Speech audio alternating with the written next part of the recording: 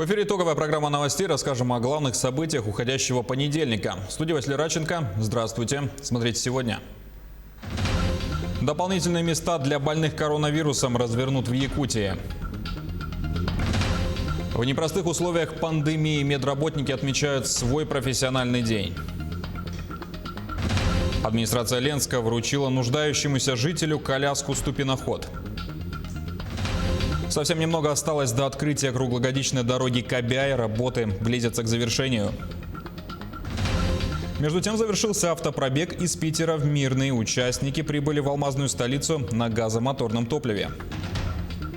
В рамках Дня защиты животных в Алданском приюте провели День открытых дверей. Многие вернулись домой с четвероногими друзьями.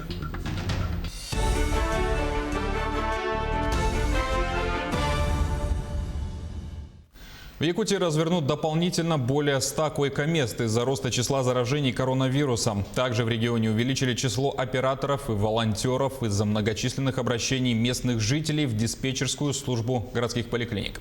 В пресс-службе главы региона сообщили, что сегодня в течение дня в городских стационарах Якутска для резерва планировали дополнительное открытие 120 койко-мест. 94 случая коронавируса выявили в Якутии за прошедшие сутки. Об этом сообщила замруководителя оперативного штаба региона и вице-премьер Якутии Ольга Балабкина. Из 94 случаев в Якутске 55, в Мегино-Кангласском районе 8, в Алданском и Мирницком по 5, в Верхневилюйском, Нюрбинском, Чурапчинском по 4. Также по 3 случая зарегистрировано в Верхоянском и Хангаласском районах, 2 случая в Аймиконском и 1 в Алекминском. За выходные в Якутии проведено свыше 600 исследований, среди них 349 исследований в Якутске. Ольга Балабкина также отметила, для того, чтобы не допустить очереди на томограф, принят ряд организационных мер. Меры прежде всего направлены на увеличение работы по 2 компьютерным томографам, увеличение работы по времени, по добавлению дополнительных врачей и проведению разъяснительной работы среди населения, на которые еще раз обращаю ваше внимание. Компьютерная томография является медицинской процедурой, и она возможна лишь только при назначении врача. В Нерюнгринском районе с начала пандемии зарегистрировано 228 заболевших, 13 детей и 215 взрослых. Особое внимание уделяют бессимптомным случаям у детей. При их выявлении целые классы отстраняются от учебного процесса с переводом на дистанционное обучение. То же самое будет касаться и детских дошкольных учреждений в зависимости от дальнейшей ситуации. В начале сентября в Нерюнгринском районе отмечался значительный рост заболеваемости по респираторным инфекциям. Но благодаря принимаемым мерам профилактики на текущий момент эпидпороги не превышены. Однако ситуация остается напряженной по росту заболеваемости коронавирусом и есть вероятность возникновения так называемых микс-инфекций, то есть наслоения одной на другую. В связи с этим Роспотребнадзор в очередной раз призвал вакцинироваться против гриппа.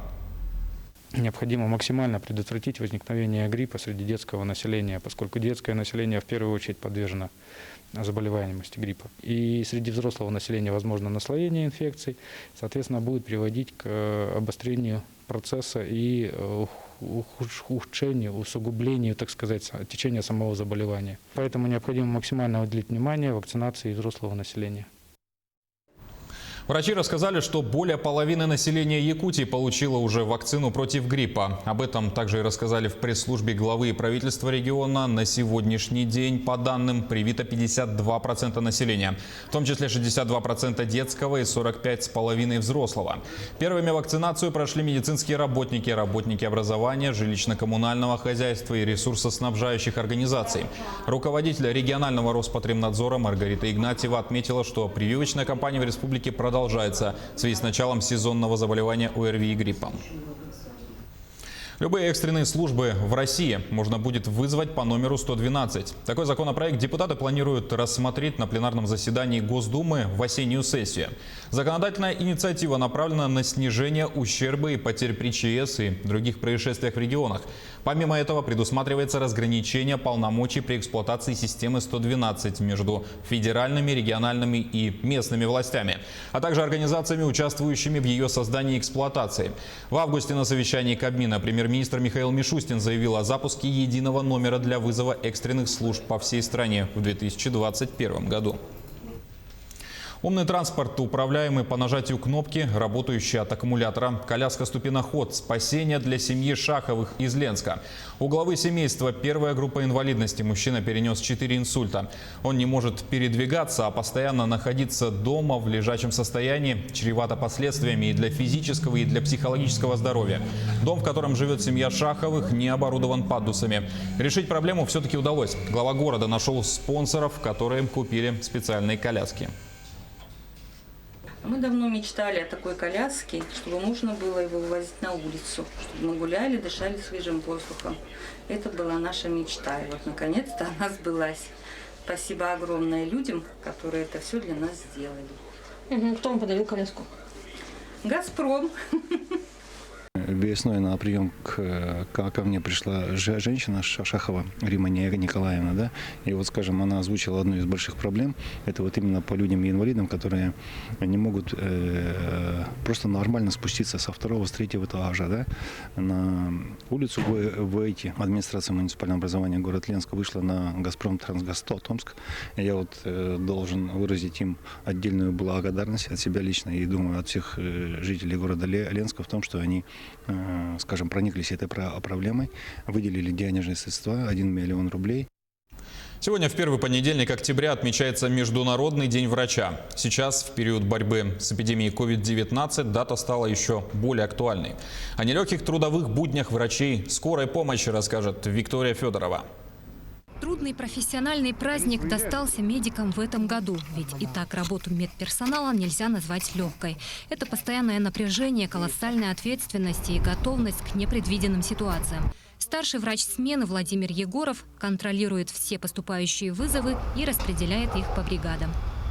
Поступает примерно 600 вызовов, из них где-то 200 передается в поликлинику, 100 там идут как консультации, задвоенные вызова, и в среднем обслуживается где-то 300 вызовов. Не стало меньше и других вызовов. Людям по-прежнему становится плохо и по причинам, отнюдь не связанных с коронавирусом. Правда, в последнее время участились случаи пневмонии. Желающих вызвать врача на дом очень много. Из-за этого столичные бригады скорой помощи работают на пределе возможностей. С чем это связано?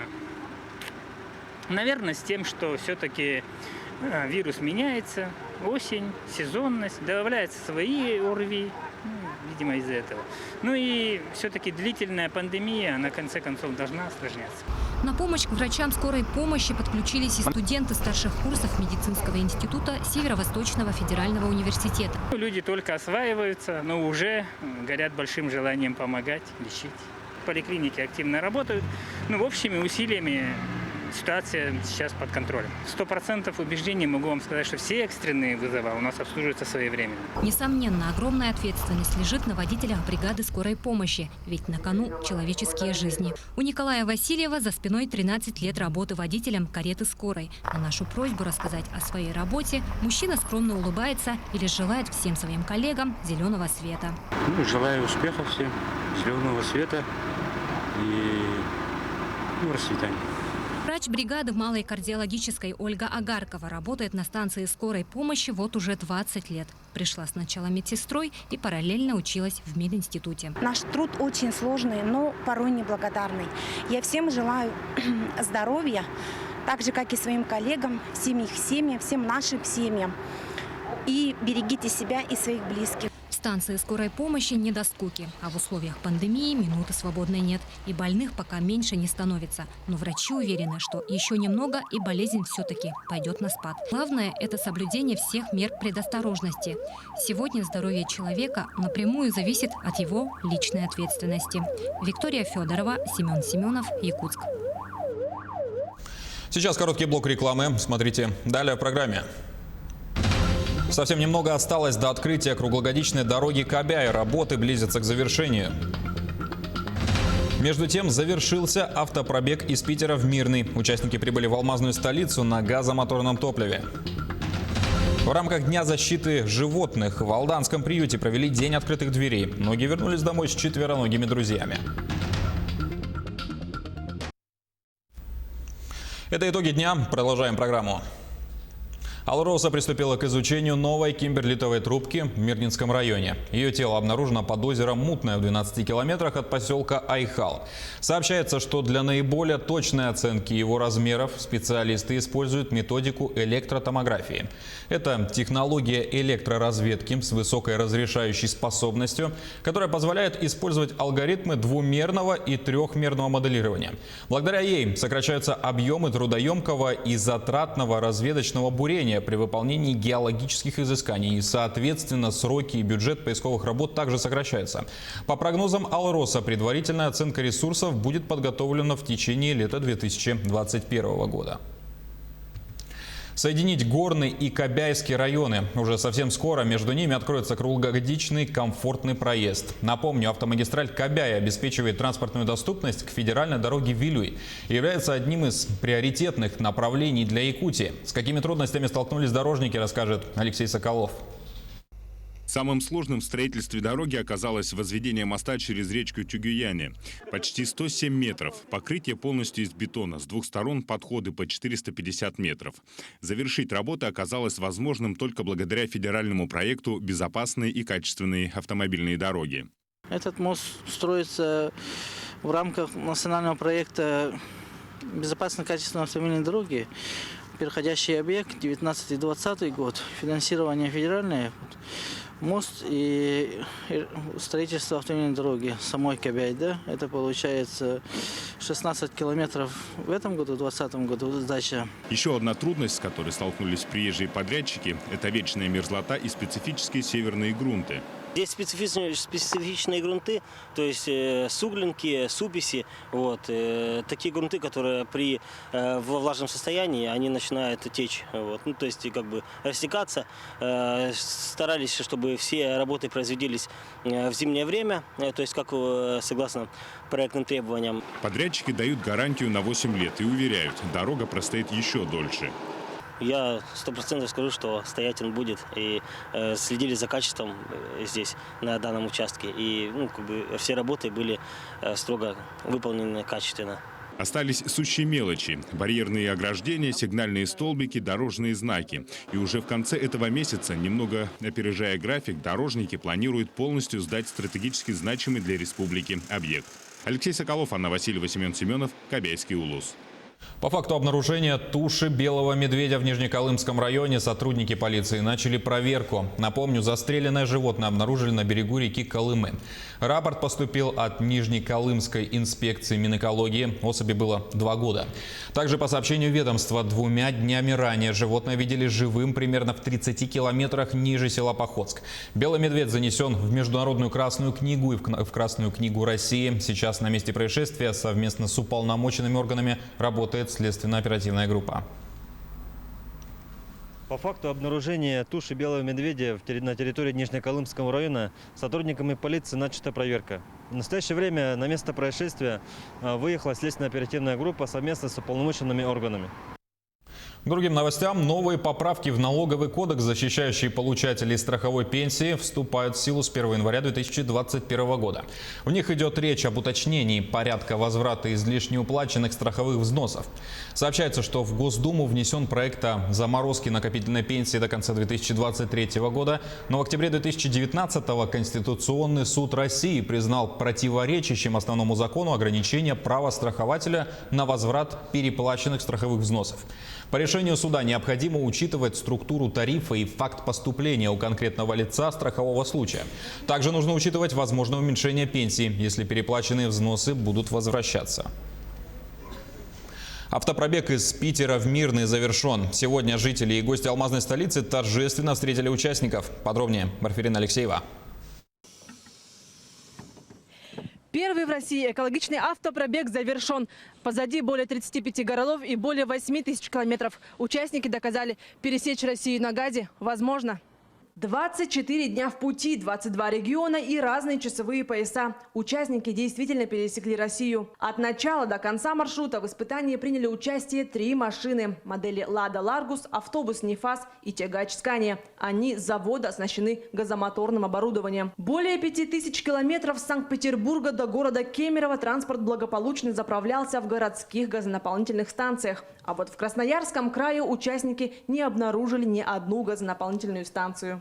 Но в этом нам помогло передвижная автогазоправочный комплекс на колесах. Он нас сопровождал с города Красноярска до города Братска. В городе Братске уже существует стационарная АГНКС, где мы заправились, проделали отрезок до Усть-Кута и далее, как я уже говорил, погрузились на баржу и проследовали речным путем до города Ленска. Федеральная дорога от Усть-Кута до города Ленска существует, однако она больше считается зимником. Качество дороги на этом участке очень разное. Вне сезон по ней проехать почти невозможно. В целом автопробег завершился удачно. Перемещаться на метане выгодно. В сравнении с традиционным топливом затраты снижаются аж в 3 раза. Выбросов углекислого газа меньше также в 3 раза. И на 90% ниже выброса азота по сравнению с дизельными автомобилями. Автопробег, он несет с собой одну из целей – это популяризацию, это обратить внимание на необходимость строительства этих газовых заправок, чтобы заправки были построены по всей стране, и тогда мы сможем ставить перед собой цель, практически стремиться к 100% замещению дизельного топлива на газовое. Со следующей недели начнутся испытания тягача «Скании» в производстве. Планируется зафиксировать расход топлива при нагрузке 35-39 тонн. Также будет наблюдаться мощность и поведение двигателя в суровых климатических условиях. Мы по Уралу ехали, там тоже горы. Мне тоже было интересно, как здесь коробка стоит, оптикруз, не механика, а робот. Автоматическая. То есть она довольно себя нормально вела, на спуске. Она на подъемы не теряла никак, скорость не переключала. Я думал, что она газовая, будет терять но она не теряла вообще никак. Километр вышел 6 рублей, 6,20 километр обошелся. Но я по дизельному скажу, что это очень мало. На 45 тысяч пригнать машину на 9 тысяч километров, 45 тысяч потратить. Это должно быть где-то около, сейчас при нынешних ценах, наверное, я думаю, 1150. Важность развития газомоторной отрасли в Якутии отметил глава республики Айсен Николаев. В режиме конференц-связи Илдархан поздравил участников с успешным завершением пробега. Марферина Алексеева, Артем Алексеев, Мирный. В республике с сегодняшнего дня стартовал первый этап кадрового проекта «Таланты Якутии». Главная цель конкурса – выявление молодых перспективных специалистов, а также управленцев. Напомним, этот проект был создан на базе республиканской игры «Министр», запущенной еще в 2009 году. В обновленной ее версии могут принять участие граждане России от 18 до 45 лет. Первый этап – это регистрация, продлится до 26 октября. По итогам всех 4 этапов 300 лучших участников выйдут в финал. Начиная с января следующего года они будут обучаться по программе развития прорывных компетенций Lab.Talent.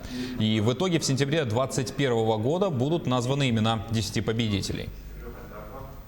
Мы узнаем 10 абсолютных победителей, которые будут награждены сертификатами для дальнейшего продвижения, для дальнейшего повышения квалификации обучения,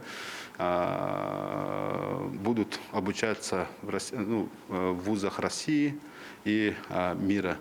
Также они войдут в кадровый управленческий резерв Республики Саха-Якутия. Лучших педагогов столицы сегодня в День учителя чествовали во Дворце детства. Им вручили государственные награды России и республики. В адрес педагогов звучали слова благодарности и поздравления от руководства города, коллег, близких и учеников. В торжественном мероприятии онлайн приняли участие около 500 учителей городских школ. Пока ученики ходили очно в 10 школ города Якутска, в планах на неделе расширить количество учреждений, где ученики будут посещать уроки, как и прежде, до пандемии. По своим ученикам соскучилась и русовед Татьяна Платонова. За свой труд она награждена почетной грамотой Министерства просвещения России. Повлияет ли это образование дистанционное на качество, мы, наверное, чуть позже увидим. Конечно, тяжело. Не сказать, что просто. Мы вышли на очное обучение с ребятами, дети с удовольствием приходят в школу, И гораздо легче, конечно, когда ты видишь глаза детей, ты видишь, понимают они тебя или нет, слышат или нет. Поэтому вот все-таки полностью дистанционное образование, оно не может заменить очного обучения. И нам всем очень хочется скорее вернуться в школу. А в рамках Дня защиты животных, который прошел накануне, в Алданском приюте для собак был объявлен День открытых дверей. Желающих нашлось немало, благодаря чему некоторые собаки обрели семьи. В настоящее время пункт передержки работает по новому законодательству, и чем это оборачивается для приютов, узнала Татьяна Вахнина. В приюте «Надежда» оживленно и шумно-радостно. Дети самозабвенно возятся со щенками. Собачки постарше отправились на выгул, как полагается, на поводках. Гости приходят, как водится, с подарками и угощениями. Есть собаки, которые боятся, но, в принципе, каждая собака подпустила к себе, и каждая желает подвести хозяина. Столь массовый прием гостей в пункте передержки прошел впервые. День открытых дверей был объявлен в рамках Дня защиты животных, который отмечается 4 октября. Как показывает жизнь, человек, побывавший в приюте однажды, в будущем придет сюда снова. Даже не для того, чтобы взять себе нового друга, они уже приобретают один раз себе товарища. И просто потом приходят, посещают, чтобы помочь другим животным. Кого-то приводят своих друзей, чтобы кого-то еще пристроить. Когда в «Надежду» пожаловали первые гости, семьи обрели сразу несколько малышей. Некоторые собачки отправятся в новые дома в ближайшее время. Даже присмотрела одного щенка, поэтому в скором времени, я думаю, заберу его к себе. Сейчас в пункте передержки содержатся более 60 собак. Некоторых, как вот этого той-терьерчика, сдали в приют прежние хозяева. Малютка в каждом госте готова видеть того единственного друга, который не предаст. Большинство же собак попали в «Надежду» с улицы. Поступает много. К сожалению, сейчас у нас мест нету, очень большое количество их, и собаки идут. Согласно новому законодательству, пролеченные и стерилизованные собаки, не представляющие для человека опасности, отпускаются на улицы. Этого песика сотрудники сейчас зовут выпускником. Чипированный кобелек в ближайшие дни отправится на вольные хлеба. По новому закону мы их отпускаем, их чипируем, ставим бирки на ушки. Это с желтыми бирками, если собака по городу бегает, вы не боитесь, собака стерилизована, привита. Скоро в «Надежде» начнется большое строительство. Пока животные расселяются в вольеры, в корпусе содержатся только щенки и короткошерстные собаки. Теплый бокс будет возведен для всех четвероногих. Там будут отдельные также вольеры, они будут теплые, а возле мы организуем летнюю выгульную площадку. Ожидается, что строительство займет пару месяцев, и декабрьские морозы собачкам будут не страшны.